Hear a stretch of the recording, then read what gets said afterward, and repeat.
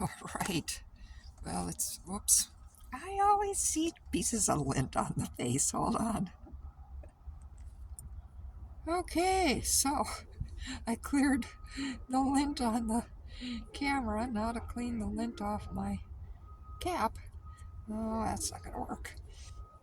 Anyway, let me just, get it together here.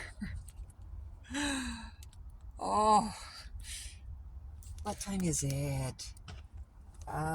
Sorry. It's like when I get the urge or the prompting. Oh, 3:13. Okay. On February 7th, 3:13. When I get the promptings to talk and make a little video,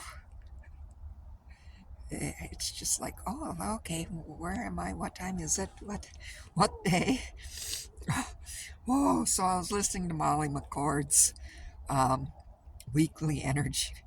I've been listening to Molly McCord for, God, 4 years maybe, regularly, along with many other just spectacularly talented astrologers and um, tarot readers and oracles and um, oh, hold on. Okay, that's better. Um, so yeah, things are. Oh, it's game on. See, it's quite the process. Um, Molly McCord expresses it beautifully with just this whole sense, with all this Aquarius energy and Uranus energy and stuff going on with Mars and now it's starting to rain. Um, and it's interesting because this makes sense for me. I mean, it's just like, oh my God,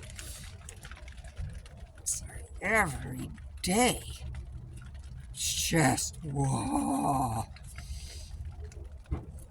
becoming more and more electric and at times now explosive. Um, like that a dog attacking me yesterday. Came at me 3 times after I clobbered in the head with a big stick. Just kind of, whoa, bam, whoa. It is like, holy shit. Lot of startling stuff. But it's going to be the case for everybody. It's just the nature of the times. A lot of the explosive, it definitely, definitely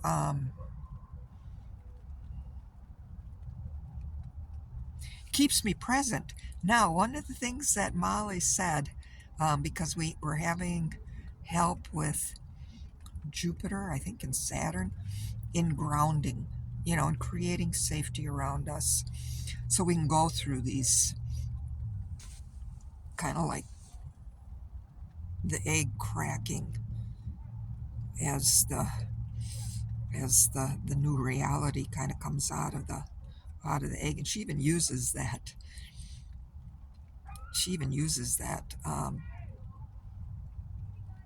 analogy, and it feels that way. But I was and again, over these last few days, it was in the last couple of weeks, but especially now, yesterday and today, this whole thing of grounding, resting. Thank God, I've been really good about that, and thank God, you know, in a place that grounds me, and it grounds me to be right underneath this oak tree with all its roots, and to have that stability and strength as I sleep. Oh, I'm actually kind of surrounded, both my door and my window, um, with oak trees. Um, but the grounding, and she says, you're gonna, and it's true. Like, I've been guided to eat meat, like meat. So I'm eating jerky and sausage, beef. I wish I could get some venison. I saw some the other day, jerky, jerky sticks or sausage sticks, but they don't have any right now. Because I don't have a kitchen. I mean, I would love to be buying, I'd love to get bison and cook it up, but right now I just have to get jerky. Um, and Ray's over in Weed used to have a venison, elk, and bison jerky that I used to buy all the time, but they don't have that here. So, anyway, oh, cheese! Like cheese and potatoes. So at this point in time, it's potato chips that I'm I'm eating to get that potatoes. So I'm kind of a meat and potatoes kind of gal these days. But it really is. It's about grounding. And I'm being guided to eat substantial sums or amounts for me, which is for me substantial, my teeny tiny little tummy. Um, Still, I'm like eating it. And then at lunch, but then also at daybreak to ground. And it's also good because it's cold at night. It's getting down. I probably got up to maybe 38 or 40 degrees today. And it's going to get down below freezing, probably around 30 or the upper 20s. So to have that cooler, the digestion, which kicks in the fire in the system, also helps. It grounds me for my sleep, and it also creates a little bit more heat um, from my body.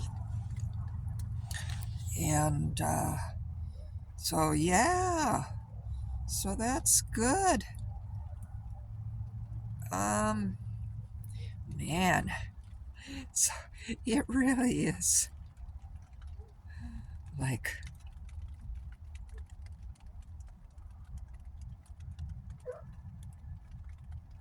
grace under fire.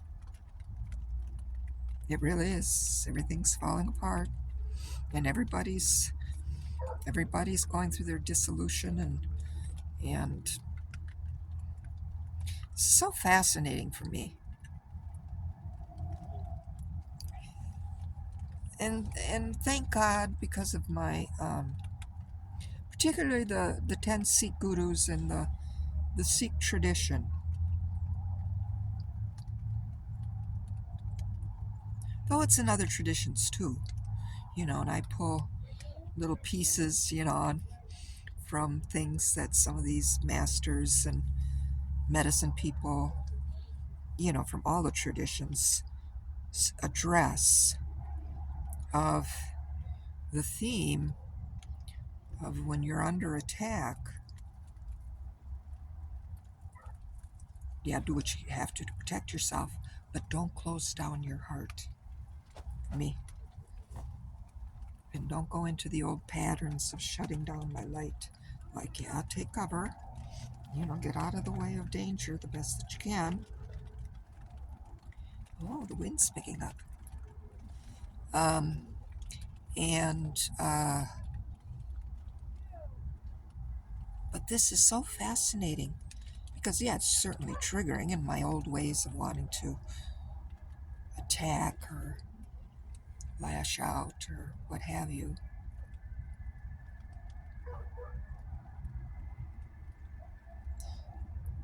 It's like getting to safety, grounding myself, taking care of myself, and letting my heart continue to open from a safe space, wherever that is. And that's fascinating because I'm experiencing that. I'm experiencing that instead of going through the old loops of my patterns, my whole patterns of fear and victimhood and wanting to create safety to attack, to get rid of the threat. But that's not what's working. Now, there will come a time where certain actions need to be taken, but it may not be me who directly takes those actions. I may talk to a few people,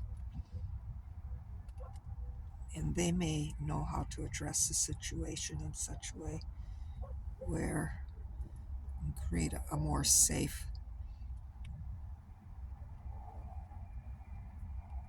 living situation for everybody up here, you know.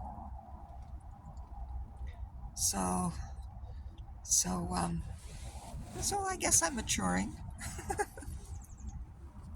I hope I am. I am. I'm actually pretty grateful and happy with myself, my higher self, because, and again, just gingerly cleaning things up. Um, my little bedding, um,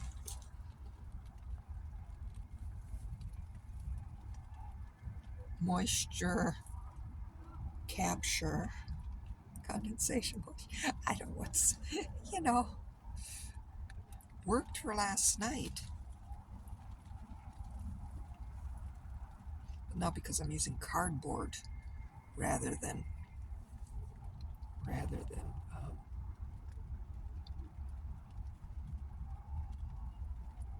and it works. And the cardboard it's not wet, but it is damp in, the places where I sit and where my hip is and everything.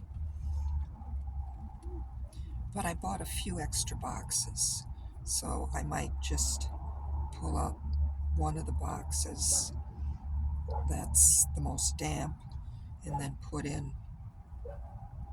a dry box tonight and let the damp one hopefully dry out some, and I might kind of replace. Oh my god, I just had this image, kind of a diaper for the bed, I suppose, to catch the condensation, or a mattress, a moisture mattress pad or whatever. But cardboard works great, it really does. So it's these tiny little adjustments and ways that I'm working with. And again, it's kind of grace under fire. I mean, all the threats and everything is still going on around me. This woman, she moved in close by, so her mouth just runs all day long, yelling at her dog, come here. And it's like, that's all I hear is her voice. So I have to look at that, because, I mean, this is really, it's kind of a bit of an Achilles heel, and I'm seeing the patterns on how her competitive nature fits in with how my sister did her sneaky little shit, my younger sister, trying to compete with me, with my parents, and because I was the oldest and I was the one, for the most part, who was scapegoated but kept in charge for the family and had more of the power anyway, at least among the siblings, somewhat, to keep things in line. And it's kind of like that play out here with Georgia Ray, the woman, and kind of a quasi friendship that's developing between Georgia and I, and trust. Um, And this woman kind of wants to usurp her spot and be the top bitch on the hill. And it's like, you can do that. You don't have to attack other people here who are doing. Be the top bitch, but help people. Don't tear them down. I mean, Georgia's a very strong, demanding. I mean, she's like a military drill sergeant. I mean, she is strong and loud, and she can tangle, but it is always intended to keep a certain level of order and safety for everybody up here. And this young one, so pipsqueak. She's not a pipsqueak. She's very dangerous. But this young one up here,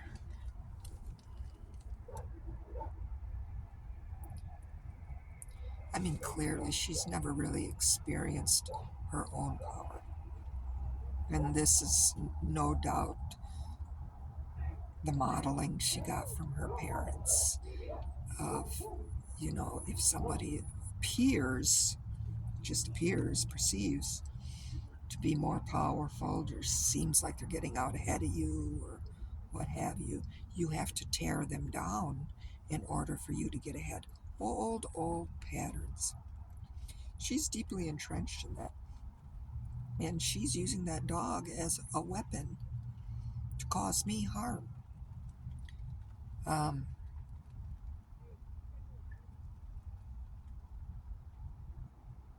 So this has to be. It'll be rectified one way or another. I know I'm safe. But this is a whole different process of, standing in my power, fighting. That's part of the Sikh tradition. But also maintaining, seeing the divinity in her, seeing the divinity in the dog, seeing the divinity in all of us. And we're all playing this out. And so to maintain my heart center safely, and maintain my power. And I'm starting to experience that. So we'll see how things unfold. So anyway, as Molly was saying, and it's true, very electrifying energies, a lot of unraveling of the old systems. And there's going to be a lot of aggressive, desperate power grabs, or attempted power grabs, through the old ways of cutting things down, is going to be quite prevalent. And it's how and those of us who are willing to be the transformers and the alchemists, through this process, can take that on without harm to us, ground it, and then flow the love and allow the intervention, allow the protection, and knowing that I'm strong enough to do that. So I'm learning that about myself, which is huge. But it's both going on right now, because all the fears and all the patterns are triggered big time. So it's walking that razor's edge, eh? So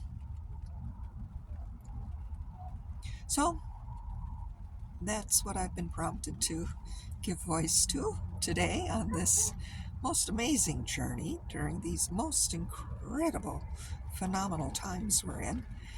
And it's my hope and prayer that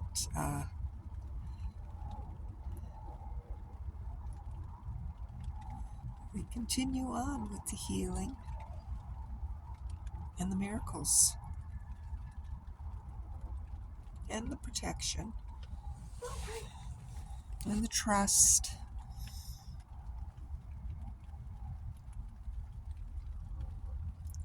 Alrighty, so Sanam Waheguru Chi Miigwech Bamapi.